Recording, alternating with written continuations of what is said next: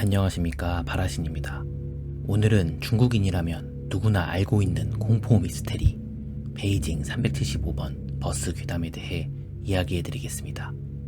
1995년 11월 14일 늦은 밤 베이징 원명원역에서 출발하여 샹산으로 향하는 마지막 버스인 375번 버스가 정류장에 도착합니다.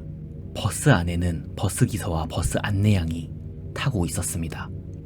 버스의 문이 열리자 젊은 부부와 청년, 할머니 이렇게 총 4명의 승객이 탑승합니다.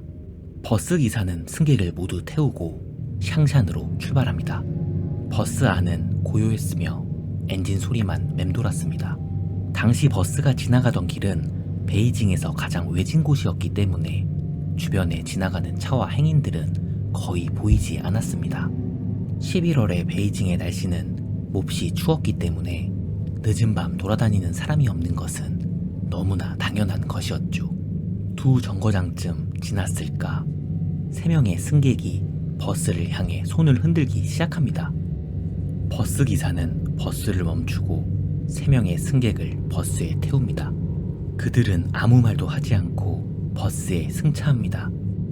놀랍게도 3명 모두 청나라 전통 복장을 입고 있었으며 얼굴은 매우 창백했습니다.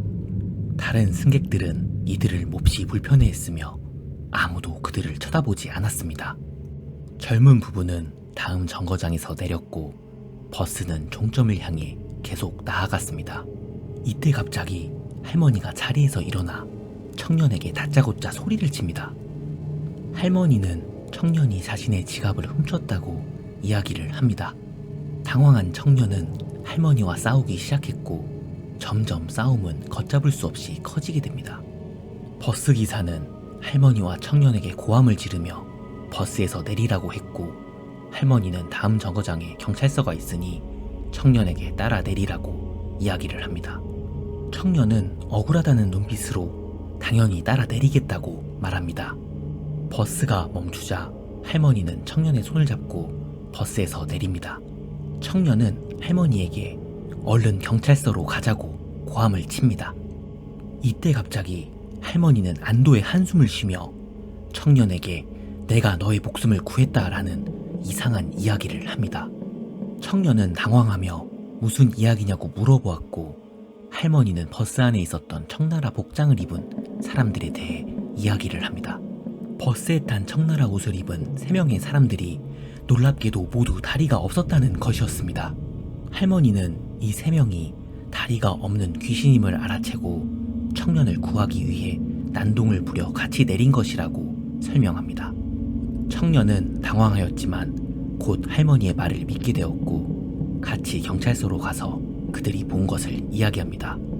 하지만 경찰들은 그들을 미친 사람 취급하였고 그들을 집으로 돌려보냅니다. 다음날 베이징 375번 버스와 버스기사 그리고 안내양이 실종되었다는 신고가 들어옵니다. 경찰은 즉시 수사에 착수했으나 흔적도 찾지 못하게 됩니다. 이날 밤 베이징 저녁 뉴스에서 이 사건을 대대적으로 보도하고 할머니와 청년 모두 생방송으로 인터뷰합니다. 3일 뒤 375번 버스는 종점인 샹샨에서 100km 떨어진 미원 저수지 물속에서 3명의 시체와 함께 발견됩니다. 시신은 버스기사와 안내양 그리고 신원미상의 남성이었고 시신은 아주 심각하게 부패해 있었습니다. 조사 결과 놀랍게도 375번 버스는 종점에서 샹산까지 100km 거리를 가기엔 연료가 부족한 상태였습니다. 이를 수상하게 여긴 공안이 연료 탱크를 열어보니 연료 탱크에 연료 대신 붉은 피가 가득 차 있었다고 합니다.